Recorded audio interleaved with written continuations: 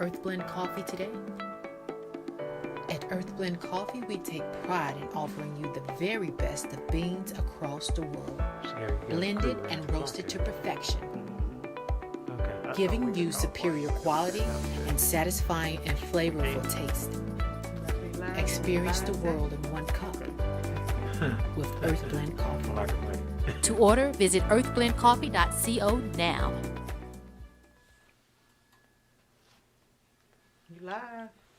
Good evening, listening audience. This is Socrates, Garrett live, coming to you from Jackson, Mississippi, the capital of Mississippi, a town that has grown over the years and has become 85% African American population. Our government is run by African Americans. Our mayor and our council people are predominantly African American. Here in Mississippi, our elected officials control the airport authority, the school board, Hinds County supervisors, and the city government. Black folk are on the move in Jackson, Mississippi. Like places, we have our challenges. God us with a snowstorm, an ice storm last week. We were not prepared for that. We don't see that kind of weather in the deep south. We had a temperature of about 65, 70 degrees today, but last week we had a temperature of 17 degrees in Jackson, Mississippi. All our roads, all our highways, all our bridges were impassable. And so our citizens had to stay home. And we were locked in for 3 or 4 days and without drinking water. And we got to know our family members in a more intimate way. You know, without water, you learn to survive. And those of you that grew up in the country can remember when we didn't have water. There wasn't always water, so we knew what to do immediately. And so, you know, we are so proud of our ability to survive and thrive in this marketplace. Now, we believe Digital Podcast is brought to you by Earth Blend Coffee. Earth Blend Coffee, one of the finest brands of coffee that you'll ever have in your entire life. Roasted right here in Jackson, Mississippi by black folk, African Americans doing things. We acquired a roaster, the finest roaster that you can get out of Turkey, imported it, brought it into Mississippi, set it up, and now we're roasting coffee. So if you wake up tomorrow morning, you want a big cup of coffee, go to earthblendcoffee.co. Order your coffee online, anywhere in the world. Those of you listening to us tonight in Malawi, we want you to have this coffee. In China, we want you to have this coffee. And clearly, we want everybody in the USA to order coffee from Earth Blend Coffee right here in Jackson, Mississippi. All of y'all from Mississippi, reach back. This is the way you can reach back. Reach back and help those that you left behind. And so go online at earthblendcoffee.co. earthblendcoffee.co. Now we're going to have a great show tonight. You know, it is my privilege and an honor for me to have a distinguished guest in the studio with us tonight. We have with us Aaron Honeysucker.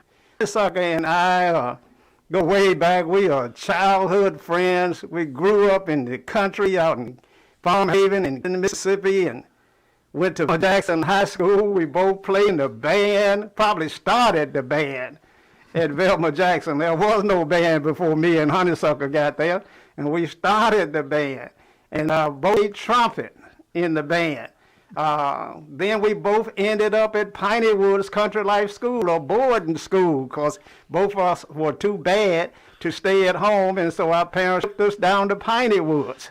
So Aaron and I did that, and then we came back up to Jackson and continued to do our work, and we were roommates for a long time in Jackson, Mississippi. I think I still owe him a little money for backgammon. He's probably one of the best backgammon players I've ever seen, or either he was cheating me, I don't know which one it was. But it's good to have Aaron in the studio, and we're going to reminisce a little bit in a minute, and I'm going to ask him to introduce himself. Our studio tonight, for those of you that are listening all over the world, we have Dr. John A. Peoples, Jr. in the studio with us tonight. I'm talking about a living legend. I'm talking about an individual that has had a distinguished career that can be put up against any person that has come on this face of the earth. He is that kind of guy.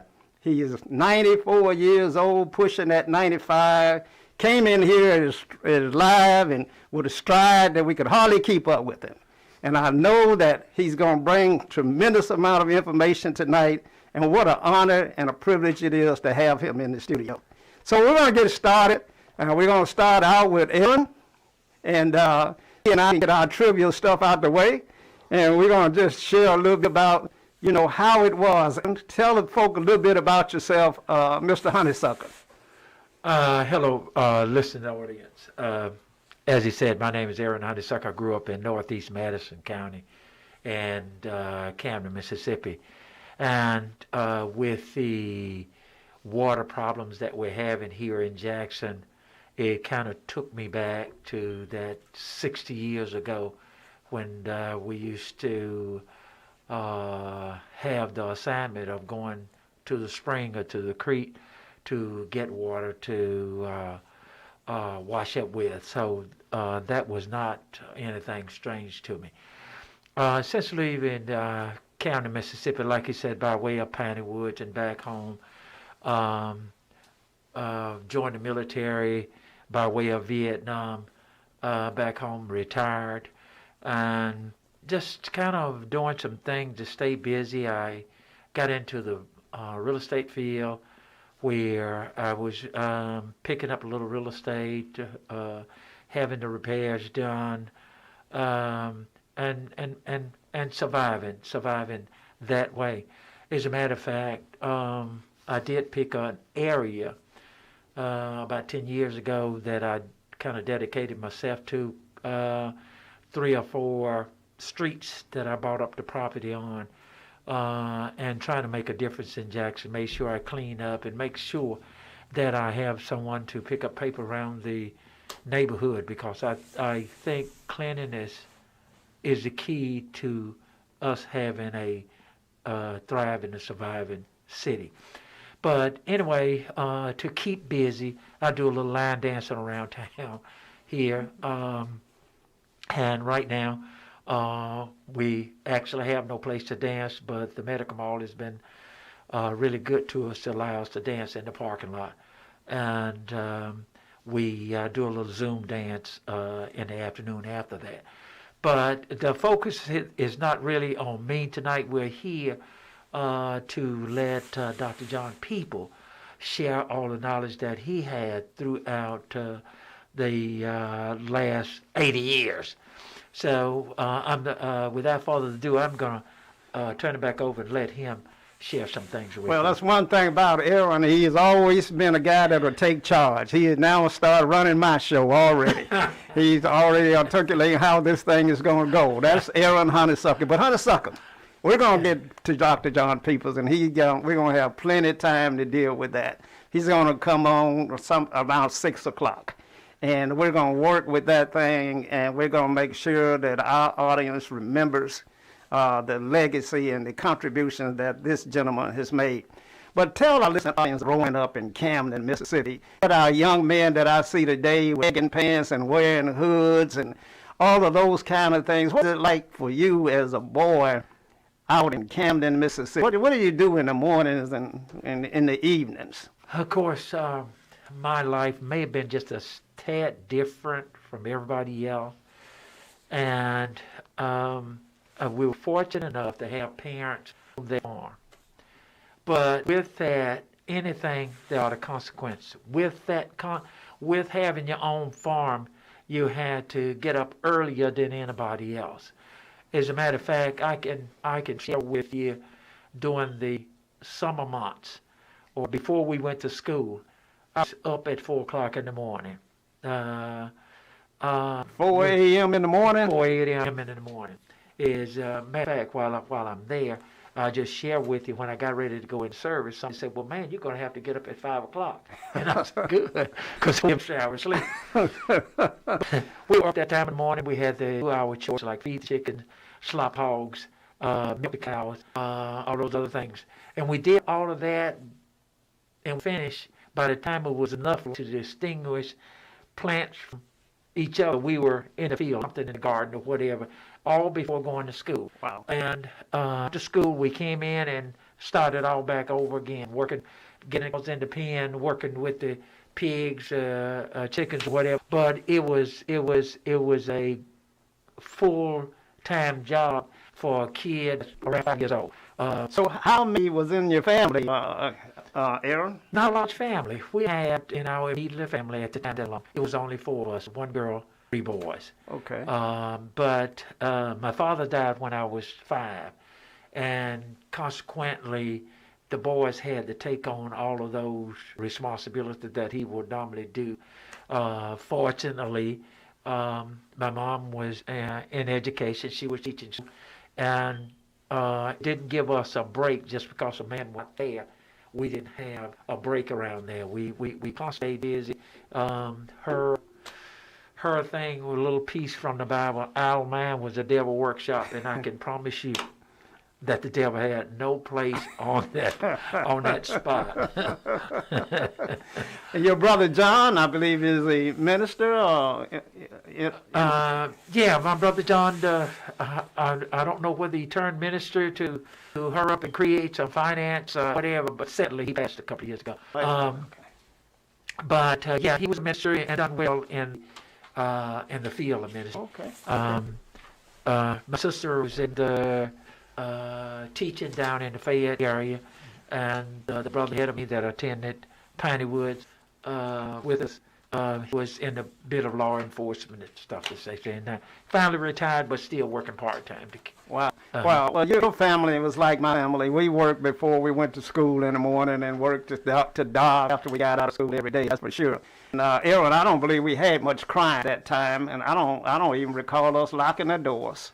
As a matter of fact, there was not a lock on it, was a latch. There was a latch and a hook. When you came out, you latched it when you went in. But that was about it. And there was a good reason we didn't have any crime. We didn't have anything. We didn't have anything worthy of anybody stealing. Well, that's one reason.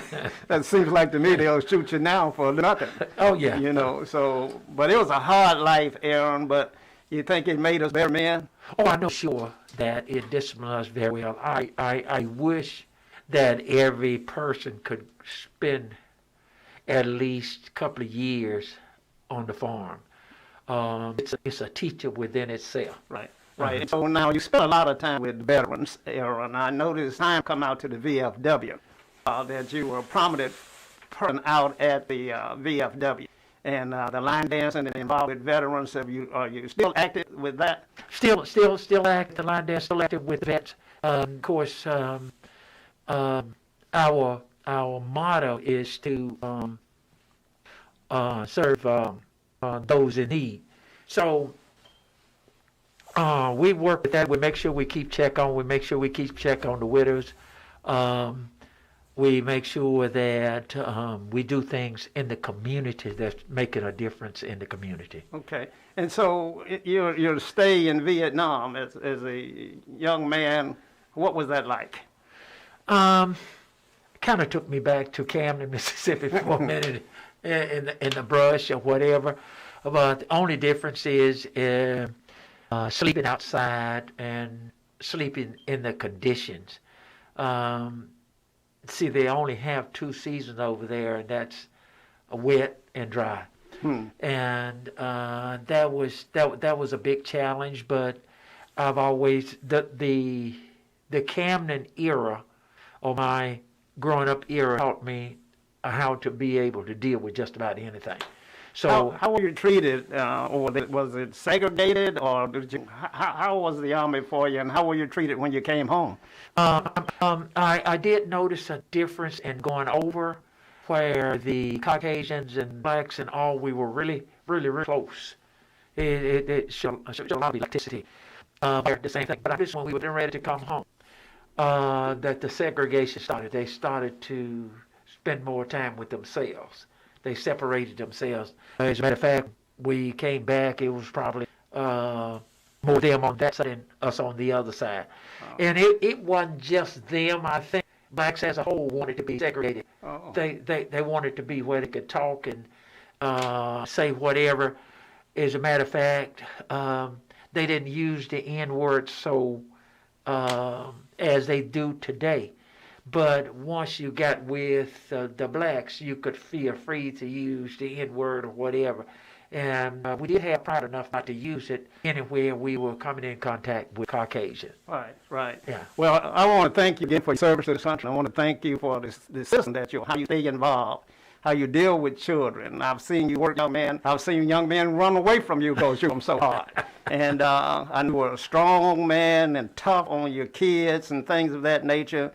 But, you know, it'll serve them better in the long run. And to see you with line dancing, trying to help these folk lose weight, stay in shape, the little things that we do mean so much to so many. And so I want to thank you for all that you have done and those things that you will continue to do. And I'm glad to have you here this evening to help us talk with an individual, John A. Peoples. So thank you again, Aaron. Oh, thank you for recognizing.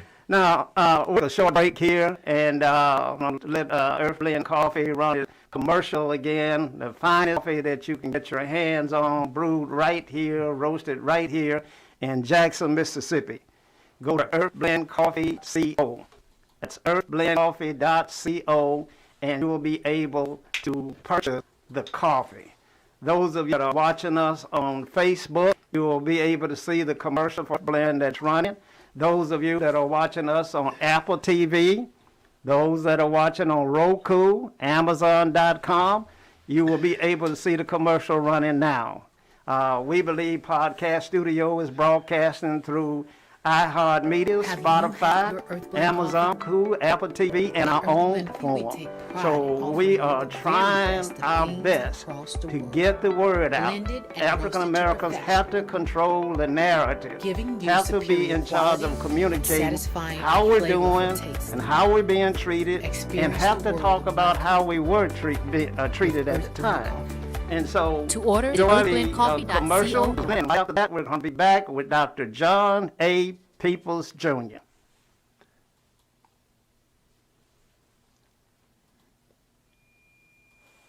Have you had your Earth Blend? Giving you superior quality and satisfying and flavorful taste.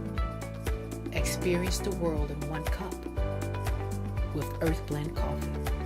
To order, visit earthblendcoffee.co now.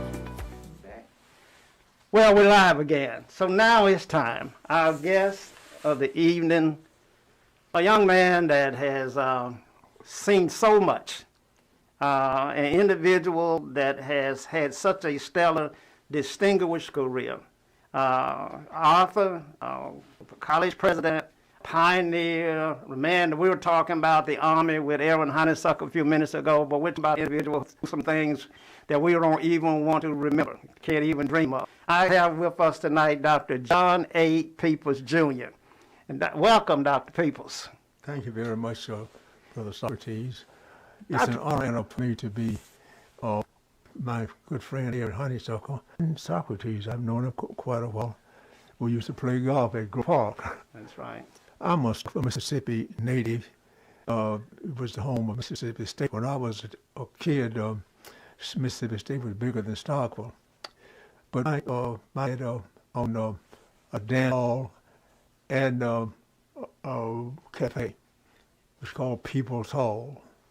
And everybody knew about People's Hall because he had dances, parties, and when the big bands were traveling through the country, the big black bands, they would overnight stop at People's Hall. Now, Dr. Peoples, what year was this?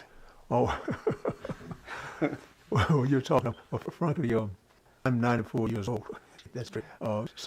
My childhood was 30s and 40s and so on. I was in 1944, number one in my class. I went to what was called Octavie Hall County Training School. In those days, they called these schools training because they figured Negroes could not be taught; they had to be trained like animals. So we went to OCTS. But I on the football team there, and almost like Mr. Everything, and finished number one in my class in 1944. Then I was drafted into the United States Marine Corps. At that time, at Montford Point, which was the separate camp for black Marines. But I made honor man in my platoon, in my training, And then I was sent to NCO school to train to be a 4 years. And subsequent to that, I was sent to California, to Camp Pendleton, where I trained to be a radio technician. At any rate, I got a running, and I really grew up in the Marine Corps. As a matter of fact, people couldn't believe I was from Mississippi, since I was excelling in almost everything I did. But from the U.S. Marine Corps, I went to Jackson State College. No, Jackson State for new teachers, that's what they called it in those days. And at Jackson State, for Negro teachers, I was on the football team, the track team, and ended up being #1 in my class as valedictorian. That's there. And went to Chicago, where I got a master's degree in mathematics, and landed my first job was at Frable High School in Gary, Indiana, as a mathematics teacher. But in about 3 years, I got my PhD at the University of Chicago, and President Reddick at Jackson State just wanted me to go to Jackson State to be his vice president. And that I did, and I eventually, as people know, became the president after President Reddick died. After he died, I should say. People know me as the president of Jackson State University, which I became really in 1965. And at that time, really a third-rate tea college. And my fight was against the powers that be to elevate Jackson State to a university. And that was a real fight, because the powers that be wanted Jackson State to stay at the level of the other schools. Alcorn, which was a land-grant school, great school, should have been the one first ahead, but because of my efforts, I jumped ahead of Alcorn. And Valley that came next, Mississippi Valley came later. But I'm known more or less for my Jackson State crusade for a university, and that was a fight against the State College Board, because they had no intention of letting this school become a university. But over the years, as everybody knows, it did become a university. But to back up, in the United States Marine Corps, it was strictly segregated in those days. As a matter of fact, there were no Negro officers. They didn't commission those in the United States Marine Corps. In fact, they didn't want them in there. But as a matter of fact, once they were in, they wouldn't let them fight. They didn't want us to fight. We had to carry ammunition boxes on the beach for the white Marines. Of course, if you lose the fight, but we were mostly winning, so the black Marines were more or less servants for the white Marines. I became a sergeant, served my time, and I did work in the Marine Corps. As everybody knows, I came back to Jackson to Starkville, and then I went through Jackson State, became the class valedictorian. While I was there, the track team, football team, and Mr. Everything at Jackson State. Went to Gary, Indiana, where I became a mathematics teacher after I got my master's degree at the University of Chicago. Came back to Jackson State and became president of Jackson State. Then came the fight to move Jackson State to a university. And that was a fight against the powers that be, who did everything. And we had some opposition also from Alcorn, which should have been the major school. Alcorn was a land-grant school historically. But my efforts against the powers that be was to move Jackson State to a major university, which it became. So, Yeah, well, Dr. Peoples, let me ask you this. You've done such great work back there, but I want you to tell me a little bit about history as a boy. You know, my dad was born in 1910, and he taught us a lot about history in America and the way things were done. You were not born in slavery, but you certainly, your parents probably were. Where did the Peoples family originate? Where did they come from? And a little bit about your heritage here. well, actually, my grandfather was a businessman in one sense. He was a trader. He didn't work for white people. And he had one of the nicest homes the black people had in Socrates. but he was a trader. But people brought him stuff like pecan and stuff like that to trade. And he had a store in which he sold stuff, a small grocery store. But I was just a small kid. I didn't know a lot about it, but I just vaguely remember that he had a store.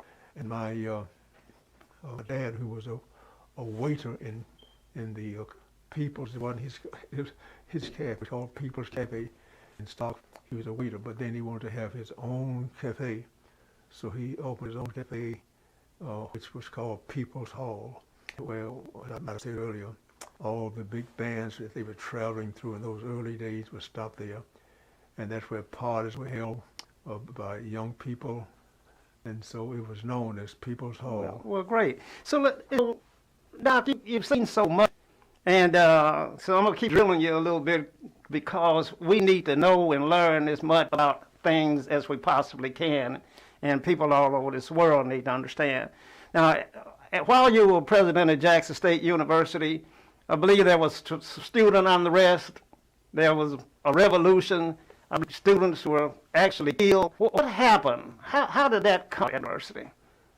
Well, Lynch Street, as people know, had been named after our Lynch, a congressman, but it was a major thoroughfare. And when I went there, it was not even paved. Well, let me hold that point. Lynch was a black congressman. Yeah, John R. Lynch was Mississippi had a black congressman back at. Oh yeah, not only a black congressman, but a black senator. That I believe Alcorn's first president. Anyway, Lynch Street was named after John R. Lynch, who was during the Reconstruction days, was a United States congressman. People just think it meant Lynch and black, but no, that was the name of a black congressman, John R. Lynch. And when I first started the street wasn't even paved. Prompt me again, what did you ask me earlier? Yeah, we were talking about the fact that there was a revolution and an uprising, but then you took me back to Mississippi had a senator and a black congressman back during the period of construction, and a lot of our listening audience don't know what the period of construction is. Mm-hmm. And so tell us a little bit about how Mississippi had progressed to at that time during Reconstruction, and then all of a sudden we had no in the Senate, and we didn't have anybody represent. So somewhere we took a big step backwards. The Ku Klux Klan came in and terrorized blacks against coming to a vote, and so I think John R. Lynch was the last one to be in the Congress. But we had a senator. We had two senators. I can't think of the names right now, but Ivan Road Rebels. Okay. He was the president of Alcorn. Right. Mm-hmm. Okay. Well, anyway, that's a lot of black history that I don't have right now. Right. In my mind. Right. And so while you were there, then, how did the uprising occur, and what actually happened? What really happened during that time? Well, as I said earlier, Lynch Street was a major thoroughfare, and we had white neighbors over about a half mile down from Jackson State. And when the whites drove through there, they would sometimes call the students niggers to get out of the way, niggers and all like that. And they actually hit a girl while co-ed's leg was broken. And so it became a matter of our kids against the whites driving through. And we had 3 consecutive years of that. The first year, our kids were throwing bricks and rocks at the people passing over, calling them niggers to get out of the way. And then the second year, when Martin Luther King was killed, the kids went to the streets again and started throwing rocks. And the third year, it happened, throwing rocks and stones at the people. So we had our security to block us of the street. And then the citizens sent their policemen out there to guard.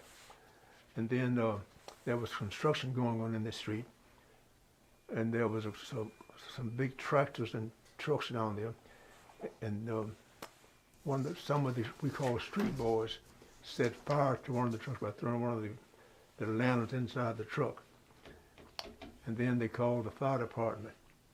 And when the fire department came down to stop the fires, then a lot of the street boys joined our boys and began to tell the congregation of our campus. It was really the street. And somebody threw a bottle into the street, and the cops began to shoot back and forth. Wow. Into Alexander Hall and behind them. And so that's how that particular Gibbs was killed, and Green, a high school kid, was killed walking through the campus. Wow. Wow.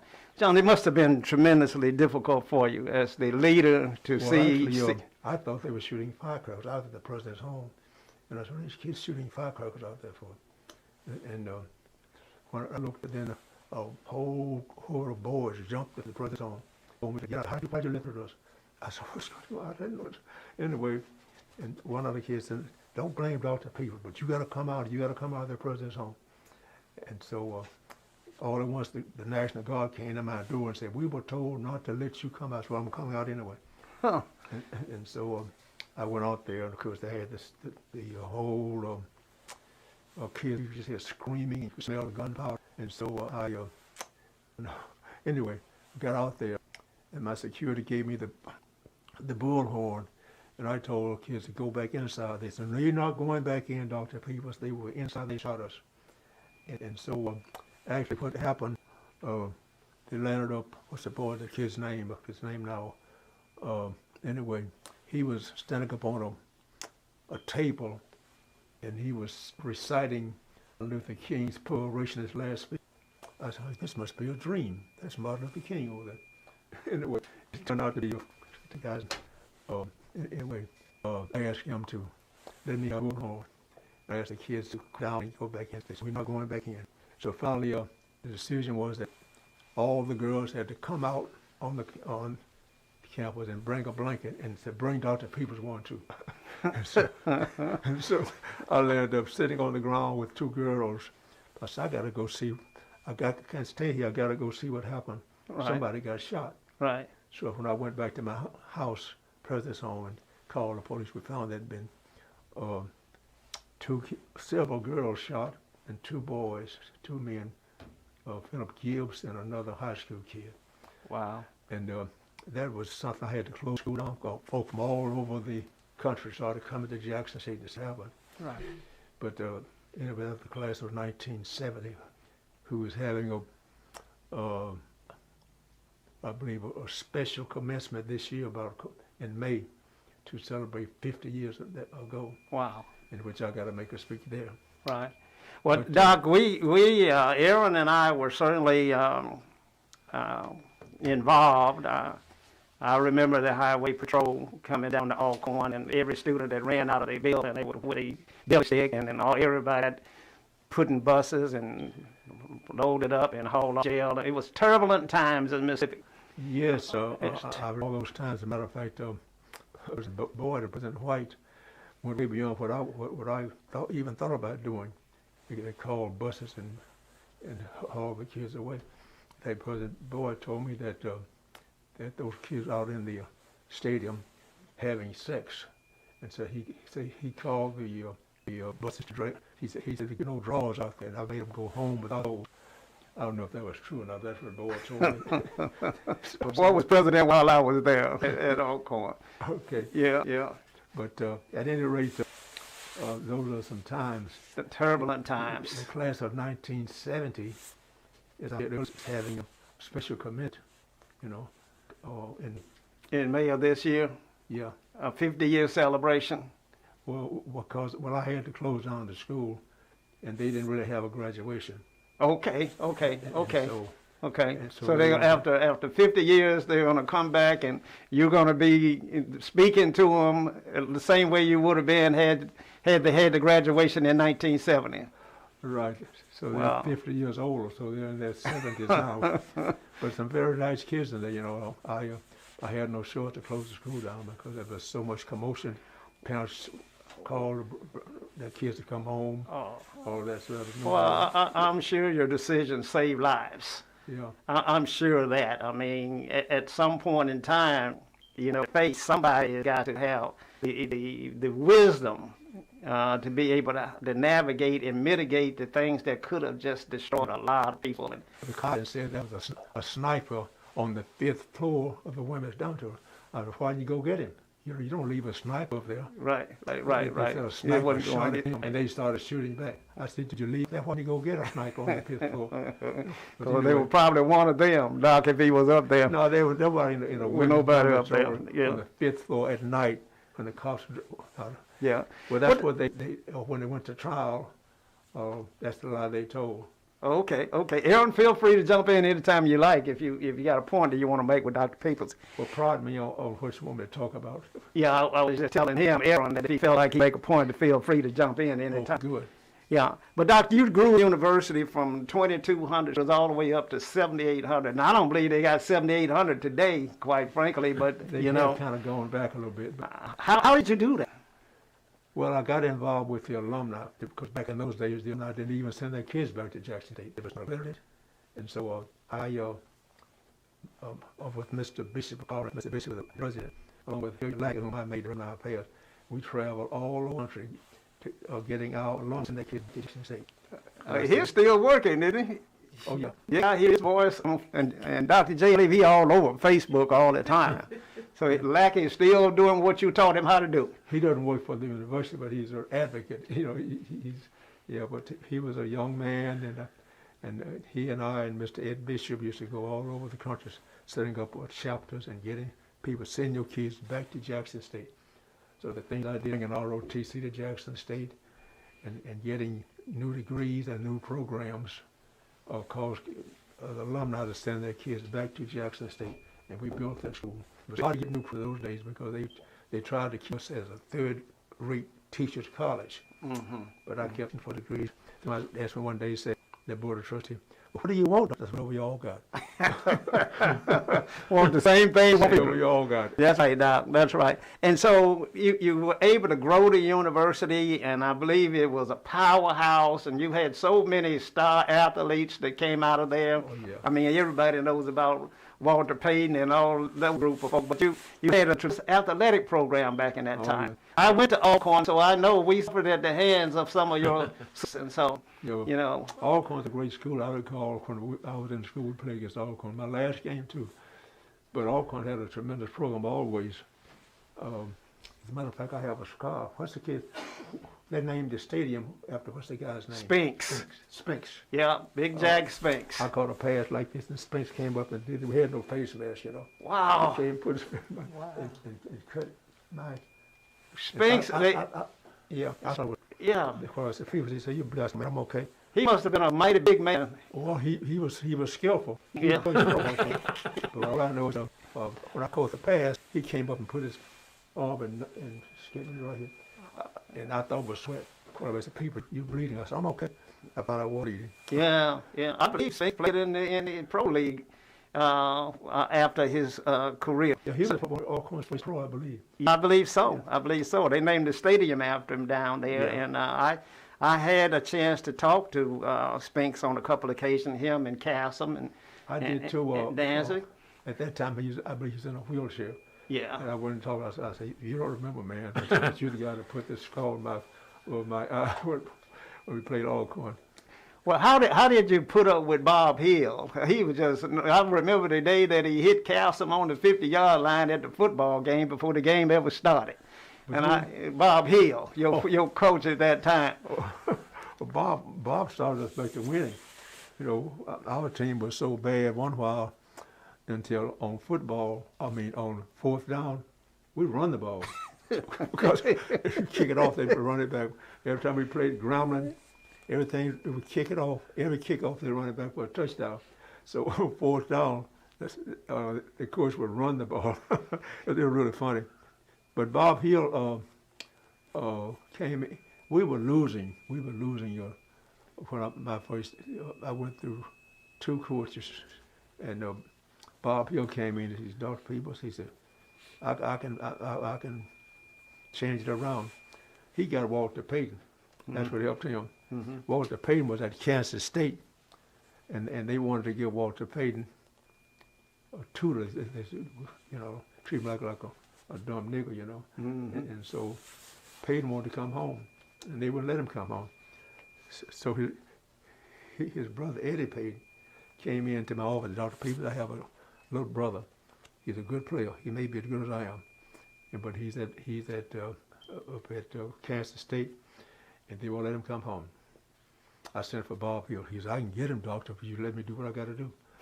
I said, "Man, I don't do anything wrong. I got to report every year to NC2A." Anyway, Bob went up there and brought him back. Then I got a call from Kansas State president, said he's going to report me. I said, "I'm going to report you too. You kidnapped the boy, we're going to go home." Anyway, that's how we got Walter Payton. Wow, now I never heard that. Yeah, How in the world did he get up there in the first place? Well, I don't know. They recruited somebody, you know. Somebody knew recruited about it, him? and he was up there, and he might have stayed, but they were treating him like a dumb nigger, you know. Yeah. Gonna give you a tutor. Boy, was that their loss. But he was actually a smart kid. Yeah. He wasn't dumb Walter, at all. Walter was just one of the many athletes that you guys. And getting Walter Payton made a difference in the beginning of our winning. We began to beat Gravelin and even Alcorn. But that's probably again on something you'll be talking. Yeah. Well, that was good. The information on Walter is tremendously valuable and important, because Walter Payton went on to become, you know, one of the finest athletes in the NFL has ever seen. Oh, I mean, he just dominated in the NFL and made Mississippi proud. And you gave him his beginning. You and Bob Hill down at Jackson State University, as you've I'd done. like to know his family personally, and Yeah. and Eddie Payton and I are still friends. He called me about a week or so. I believe he called me for something. Yeah, I believe Eddie's still here in Mississippi. Oh yeah, he did. Yeah. He Well, was Eddie was one who came in and told me. He said, "Doctor, I have a little brother, maybe as good as I am." So, Yeah. Well, Doc, tell me about the your struggle with the Ayers case, and how, what was it about, and why? What was that all about? well, with the pressure for desegregation, caused the college board, not only Jackson State but many of them, what they wanted to do was to integrate you out of existence, you know. So they were talking about making Jackson State a branch of Ole Miss, and Alcorn a branch of Mississippi State, and Valley to be merged into the other school up there, if you name it. But anyway, what happened? There was a suit filed to desegregate the schools, and so this became it started off with Ayers trying to get into Ole Miss, but there was a brief, friend of the court brief file to cover not just Ole Miss, but Jackson State, Alcorn, and so on, and to integrate them not just out of existence, but to make them be able to, on their own, serve all the people. So the pressure was in the Ayers case was to upgrade the black schools so they would be able to serve all the people. Wow. That became the real issue. So each school was told to each black school, like Jackson State and Alcorn, to give scholarships to white students as well as black. That caused a lot of resentment by some black kids. Well, yeah, and I don't know if the funding ever really was realized by the universities. I heard Alvin Chamblee speaking not long ago. Yeah. And Alvin was a big. So we had to set aside scholarships for white students to try to integrate. You know, that was And I believe Alcorn got some students out of Russia probably so. to try to make that the integration thing, because white kids from Mississippi wasn't coming to Alcorn. Yeah. Well, you had a branch in Natchez, I believe. Right. Yeah. And so you got some kids in the branch in Natchez, and we had a lot of trouble, but not too much. But the white kids didn't want to live on campus, but we got a few white kids at Jackson State. But there was pressure at that time from the board to have token integration, you know. Right. Well, where are we now, Doc? I mean, where are we now? How do you assess? And then I want to ask you a little bit about Jackson State's being able to land Deion Sanders to the program, and what do you think that'll do for the university to have someone like Deion come in as the football coach? Well, I think that's, I believe it's going to work out pretty well, because I was not involved in that. That was, but he brings a lot of, say, visibility to Jackson State that it didn't have, and we were on a downer, from what happened to the previous president. That was a kind of a downer for Jackson State. People began to ridicule us. That thing, I believe, is still on YouTube now. Wow. About the previous president. But his coming here, Deion Sanders, his being a national figure, probably helped with the recruiting, and certainly helped with the football playing. But it's on the upgrade. I'm looking for. How much of the president's job requires you to raise money and things of that nature? I heard Beverly Hogan give a speech once, and she said, as president, she got to live in public housing. She was on public transportation, and she spent most of her time begging for money. So in the college president's position, is fundraising a critical part of what you have to do? Well, that's one thing. One thing you have to do is be sure your finances are sound, because if you're not careful, you'll be in the red. Like one thing that you have to be careful about is the no-shows. If you build a budget upon assuming that all the kids who are probably going to be there and they don't show up, you'll not have a budget. Also, accounts receivable. If your budget is built upon accounts receivable, money you think will come in, it doesn't come in, and you've hired all these teachers and made all these commitments, you'll be in the red. And that can cause trouble with the college board. Wow. So you have to be fiscally sound. You have to manage the revenue, the money, the dollars. That's right. Now, Doc, you served as president 16, 17 years, I believe. Yeah. And lately we've had a president every year. We've had a new president. What's going on? Is the quality of leadership diminishing, or is the job tougher than? I mean, why do we have so much turnover in that position now? Well, first of all, you need to know it's not a career post. When you get there, don't plan to be there forever. I was there a long time. My predecessor was longer than I was. But one people to be looking for your next job when you get there. Like I had a chance to go a lot of places, but I stayed there to try to build Jackson State. And my leaving there was not anything I did wrong. I did do enough brown nosing. You have to keep those board members, you do all kinds of stuff to make them love you or like you. Otherwise, no matter how well you do, they're going to find some reason to get rid of you. Wow. So does IHL actually run the universities? That's your boss. IHL, they call it Institution of Higher Learning, but that's the board of trustees for Institution of Higher Learning. And they are really your bosses. Of course, now they have a more or less what do they call them? Who is more or less the guy who represents them. But at any rate, the commissioner. Your commissioner. Right. I believe we got a black man that's commissioner right now. IHL, Dr. Rankin, I believe. Yeah, he's a good guy. Right. He's an Alkanite, isn't he? He Alkanite, right. Well, back in my day, you didn't have that. What you need to have is friends on that board who like you, and if something happens, they will back you up.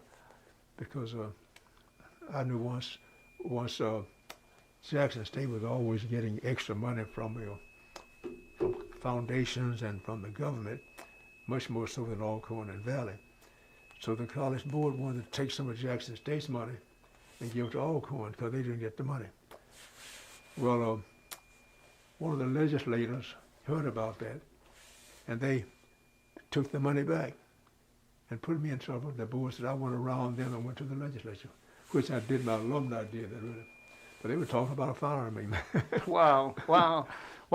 It's now we got a black commissioner and a black vice commissioner, assistant commissioner at IHL, and yet we don't have the stability that we had back in your term. And so we seem to be losing some ground somewhere, Doc.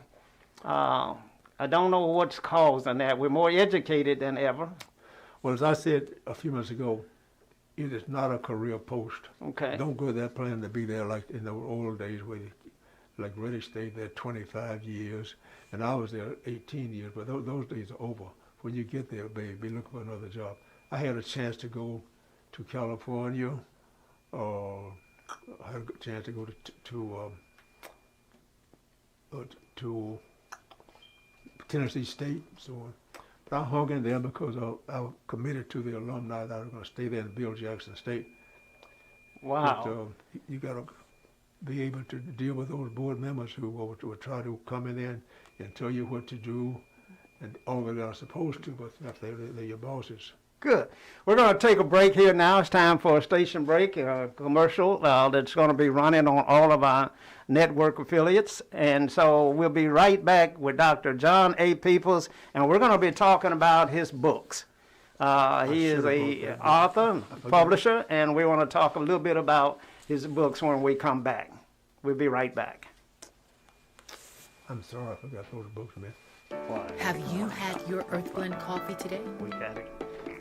At Earth Blend Coffee, we take pride in offering you the very best of beans across the world, blended and roasted to perfection, giving you superior quality and satisfying and flavorful taste. Experience the world in one cup with Earth Blend Coffee. To order, visit earthblendcoffee.co now. You going right back on? Yeah.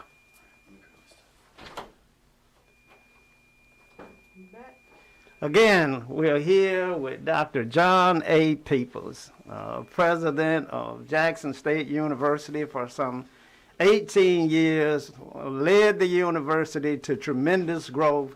We talked about 2,200 students all the way up to 7,800 students during his tenure and his leadership.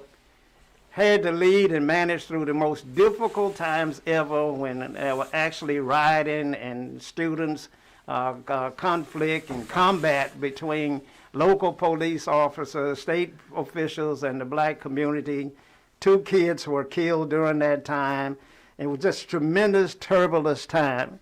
Dr. Martin Luther King was also assassinated during that period of time, and the community was just really shaken.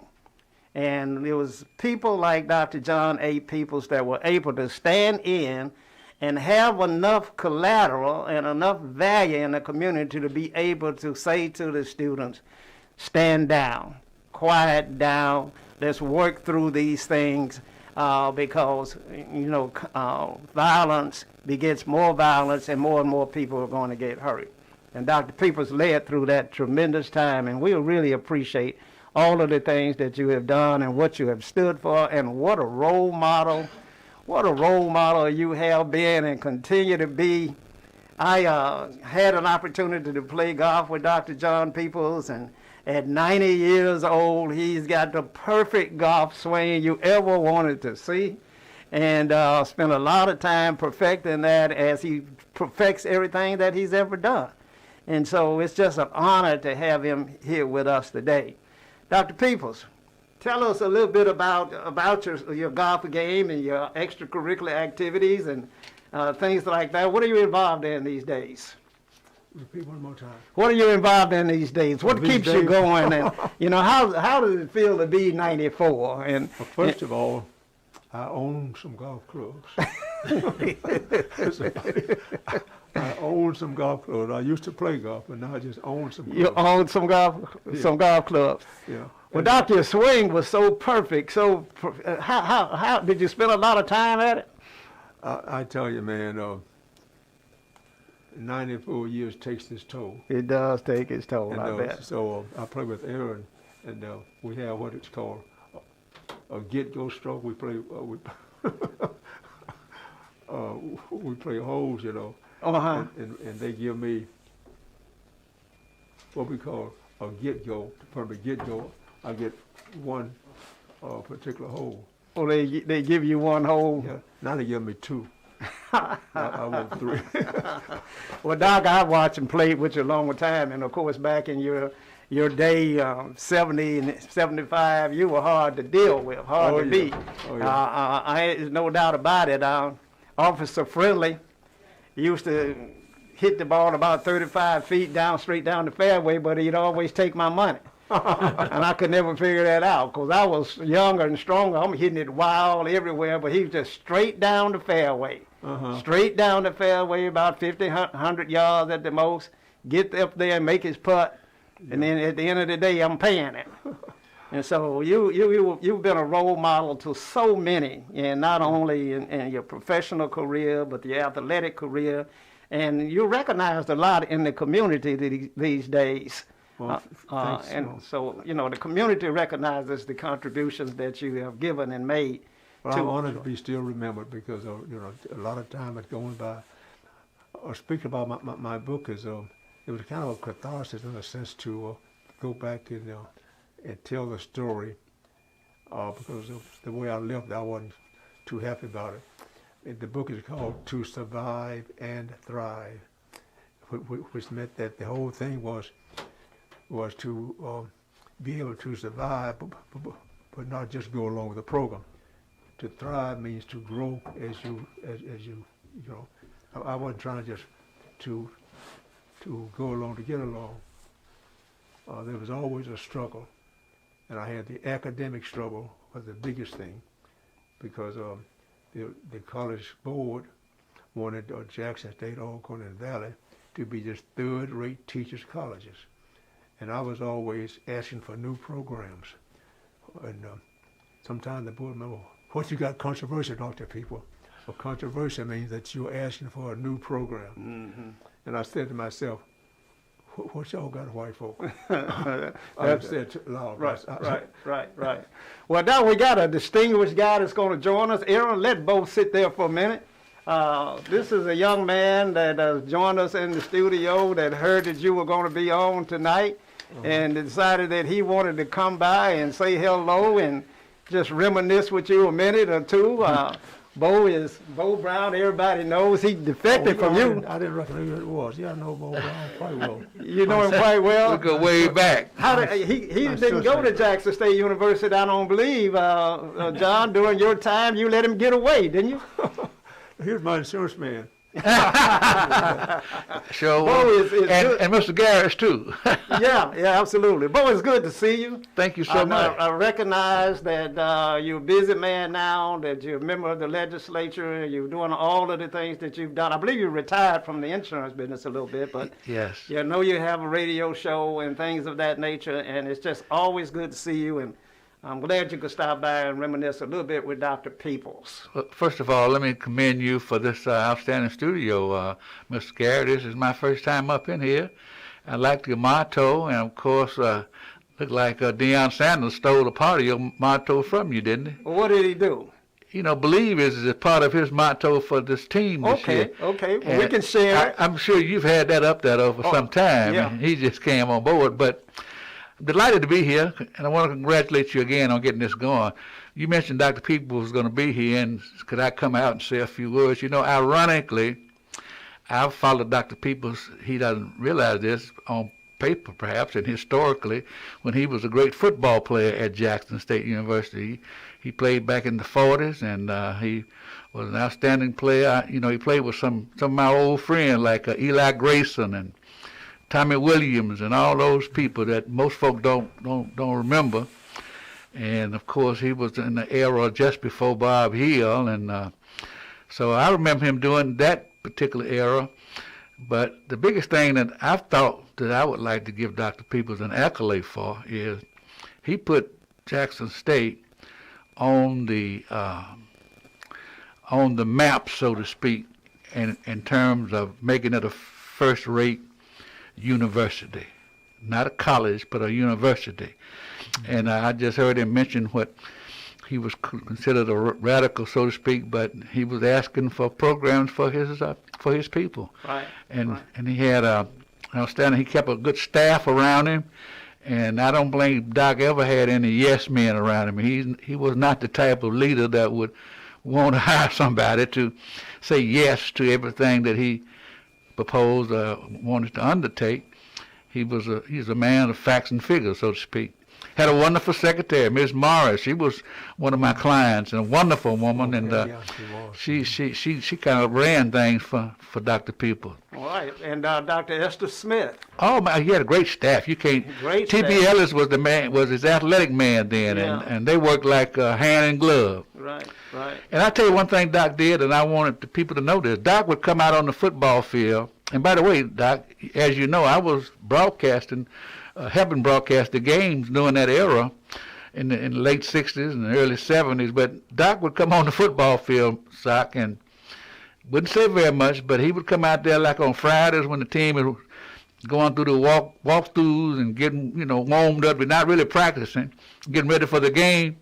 He would come out there and show his presence, and of course that was the signal. I don't want no stuff. he might say a few words because I was out there, and he would do it pretty much every game. Well, he said he was a wide receiver. So he Yeah, must have you had pretty good speed, Doc? What you say? You had pretty good speed as a football player? Well, I made a few touchdowns. Remember Jimmy Roberts, who was from Lanier High School, was a quarterback. And there's another guy from North called Po Baby. And so when Po Baby was in, the quarterback, he's okay peoples. That means you're going to throw the ball to me. But they didn't have wide receiver. I was a end. You played split end and tight end Right. those days. But when he's okay peoples, I'm down the line. So I made a few touchdowns and made the Jackson Advocate.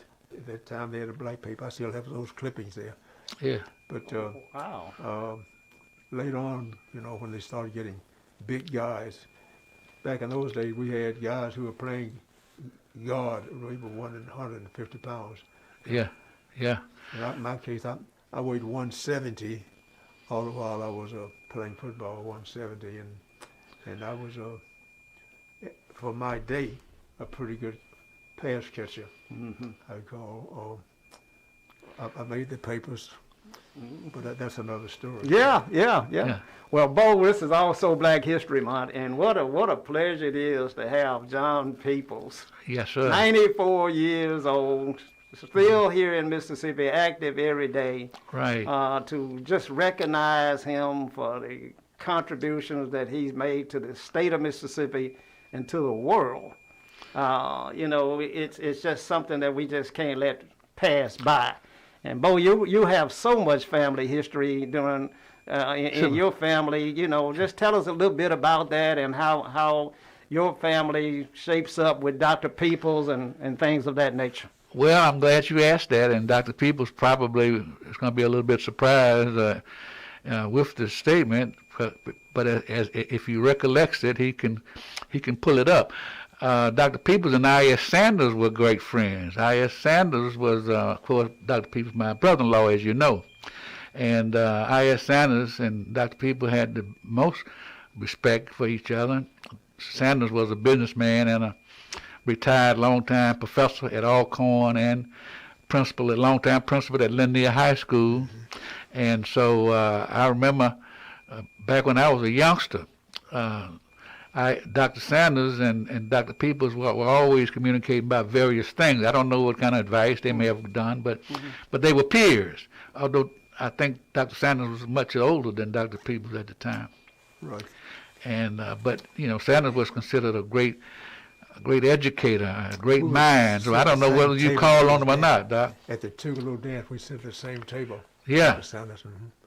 Right. And your wife and Thelma Sanders, his wife, were also great friends. And so there is a relationship between Dr. Peoples and Dr. I.S. Sanders. And let me mention the fact, since we're talking about Black history, I've been disappointed about this, Sock.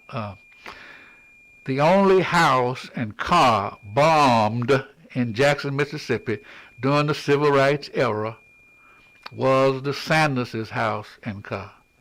Corner Rose and Pearl Street.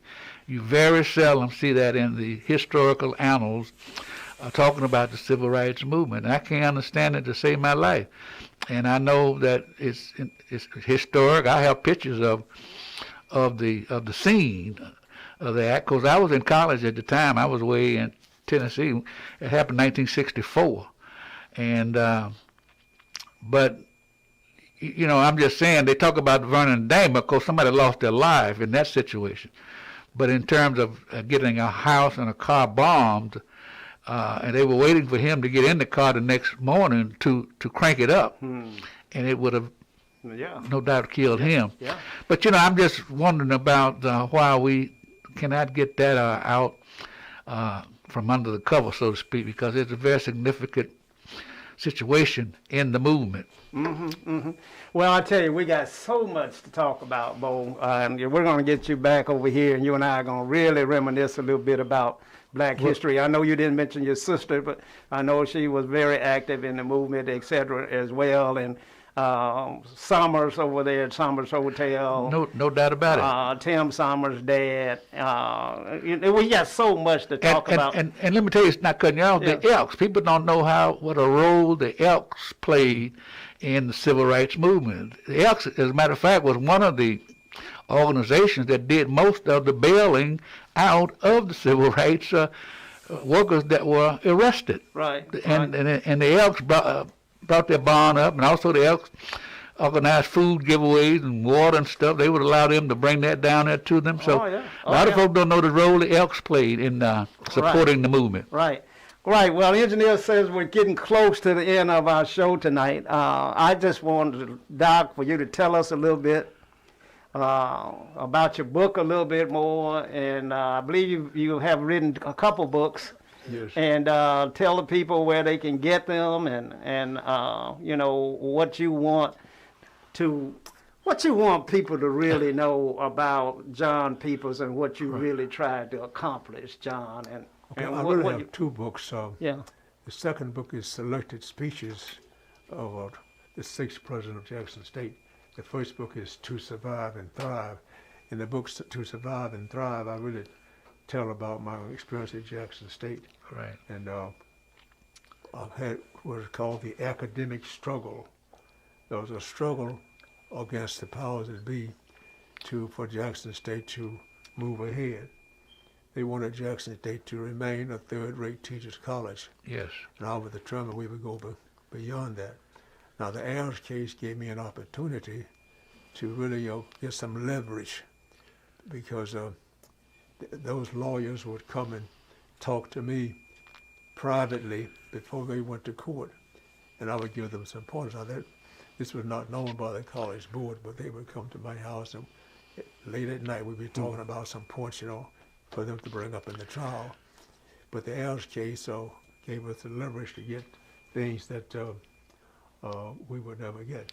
As a matter of fact, the college board tried to get me to take off the list of things I was advocating. I said, these are things, sir, that I recommend. You don't have to approve it, but I hope you will approve it.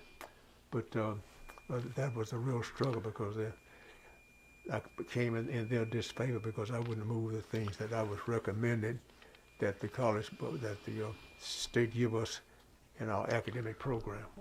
Did y'all talk about the fact that Dr. Peoples brought the designation of university on the scene? Was that you, Doc, that brought it into the university status? Prior to that, it was Jackson College. Right. I'm thinking you brought the university's designation on. Well, this was a kind of a struggle. At first, we were supposed to submit to the college board the things that we wanted to be for a real university. But it got to be that Alcorn and Valley and MUW, they all wanted something too. Right. So when they got to the state legislature, they named us all university. The name only, everybody became a university. and so it was a matter at first of getting the curriculum. Right. But they named all of the schools university, no matter what you had. But we stayed ahead because we had, in the beginning, began to put in for programs. and we became controversial because we kept asking for programs that the white schools had. Well, John, I tell you, been such a great time having you here. And for our listening audience, again, this is We Believe Digital Podcast. You can find us on Facebook, We Believe Digital Podcast. You can find us on YouTube. You can find us on Apple TV, Roku TV, Amazon. You can find us on iHeart and Spotify. We're all over the world, Bo. All right. We're out in 149 different countries that we're broadcasting to right here tonight. Yeah. And so, John, this will be something that your children, and I know you said your daughter was coming in. I didn't ask you a little bit about, but I need to understand your children. And are they still following in your footsteps? Were you able to clone John Peoples, or how did that turn out for you? No, my son's a lawyer, and my daughter is she's a clinical psychologist, but she's retired. But they're not in my footsteps. I mean, it's Well, I tell you, it's wonderful, and your wonderful wife. I thought that she was coming tonight, but she didn't make it tonight. But I know that the two of you are singing out together a lot. Tell us a little bit about her. Well, actually, my wife is and kind of, she's been an educator. She taught in Gary, Indiana, and she taught in Jackson a lot. She's a public school teacher. She was invited to be a supervisor, but she declined it. She figured that my being in that area is enough. So my daughter is retired too. She's a clinical psychologist, but she also got into the Foreign Service. So she has served in the Foreign Service in Africa and Asia and several countries. Wow. But now she's retired. How did you meet your wife? My what? How did you meet your wife? Oh, at Jackson State, actually, the way this turned out, the football boys always reported early on campus, and so we were dealing with freshmen, but then the upperclassmen came a week later, and you know how boys and girls was. There used to be a bench out there where the peanut man sat. We'd sit there in that area and watch girls go by, and you know how boys be making these remarks at girls, and when my wife came by, some of the girls kept coming back and forth. My girl, she wasn't my girlfriend then, but she came by, was kind of embarrassed, But I said, who is that girl? And I asked the guy about it, and he said, I know her. He went in, the dude started talking for himself and never come back to talk. Look at that. And so next time I saw her, there she is. So I went in there, and she was in the co-op store buying something. I said, excuse me, my name is John Peoples, and you're going to be my girlfriend. She said, what? I just looked at her, I thought some kind of a nut. But anyway, I said, that's okay, you're going to be my girlfriend. That's called rapping, Doc. Yeah. So Nowadays. the next time I saw her, I went up again, I said, may I buy you a soda, young lady? She said, okay. And so she became my girlfriend, and we eventually married after he got a master's degree. But How long you been married? oh, She's listening now, so you better get this right, John. about 69 years, I believe. 9 years. 69 My years. God. Wow. Boy, I tell you, that's fascinating. Yes, it is. Yeah, isn't we it? hanging in there. Hanging in there for 69 years with the career, and I know every trap that's ever been made was set for you, John. I already know that, and you managed to survive and thrive. Yeah. She's a Galloway from Madison County. Yeah, yeah. Galloway. So I tell you, it's been a real great pleasure having you here this evening. There's anything you want to say to the listening audience before we close out, Dr. Peoples? Well, it's my honor and pleasure to be here with these distinguished gentlemen. That's Mr. Aaron Honeysucker he's And I referring haven't to. been this is you have a tremendous setup here. I know way back when you was first talking about starting your paper, you talked to me about it. So Right. This is fantastic. Yes, it is. Wow. I'm in you on that. We try to follow in your footsteps and just keep working hard every day and try to make a difference somewhere, John. Because we had role models. Yeah. And if we can be a role model to somebody now, and I think our kids are missing role models. We had plenty of them as kids. Okay. When I came along, there were black role models everywhere, on every corner. Yeah. You know, because the men were fighting and struggling to be and achieve, and so were the women.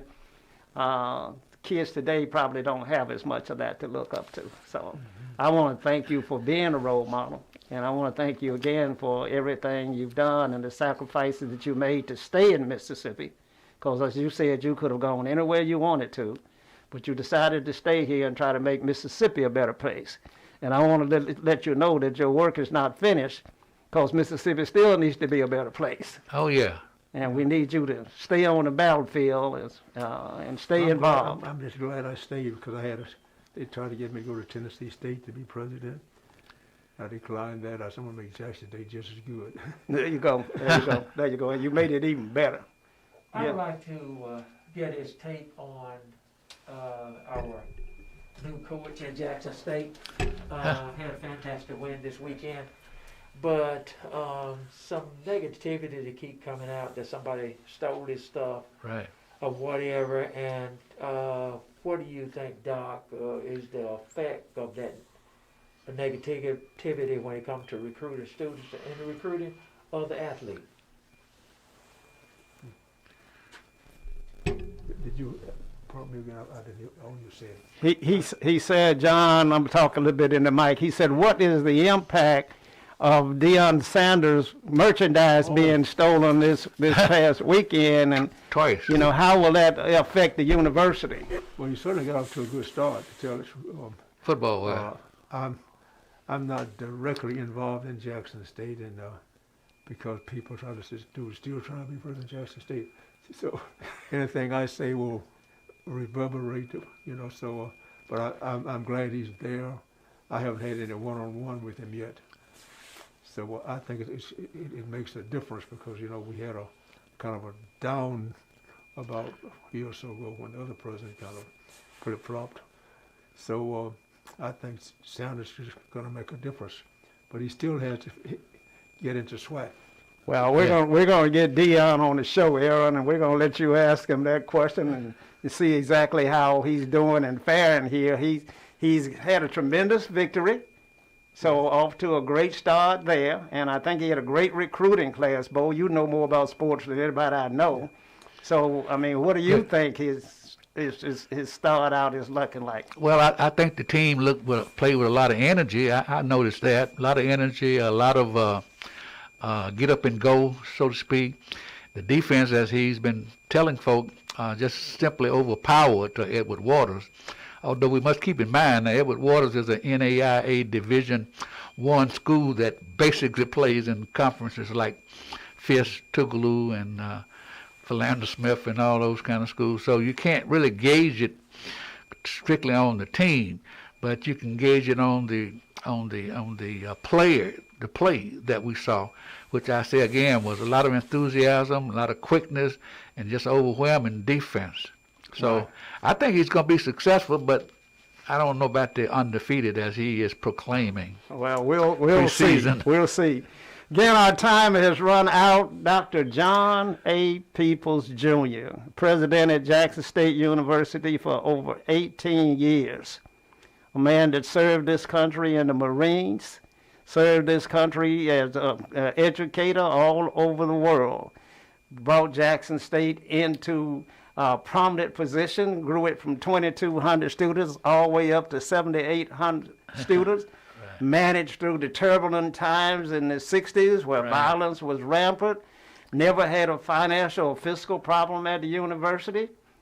Just has been someone that all of us look up to and admire and appreciate so much. And thank you, Dr. Peoples, for joining us tonight. And thank you, Brother Socrates. I'm honored to be here tonight. And I really have known you a long time. I'm glad to see your setup. I hadn't seen it. This is just fantastic. Well, we're going to certainly have you back when you feel like it, and share some more and tell folk a little bit about the way we should go. Thank you for inviting me out too, Socrates. I'm really Bo, you know, elated. you and I are scheduled to do a show very soon. Yeah, okay. Very soon. That's it for We Believe Digital Podcast. Check us out on Facebook. Check us out on YouTube. Check us out on Roku TV, Apple TV, Amazon. Check us out on our own platform, We Believe Digital. Check us out on Spotify and iHeart. We're in 149 different countries. This information is stored there for your viewing and part of the African American history for all our children to see for times to come. Thank you and good night. Thank you, sir. How about that? Have you had your Earth Blend coffee today?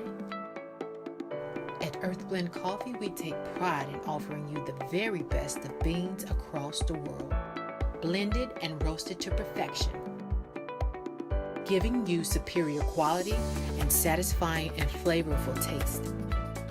Experience the world in one cup with Earth Blend Coffee. To order, visit earthblendcoffee.co now.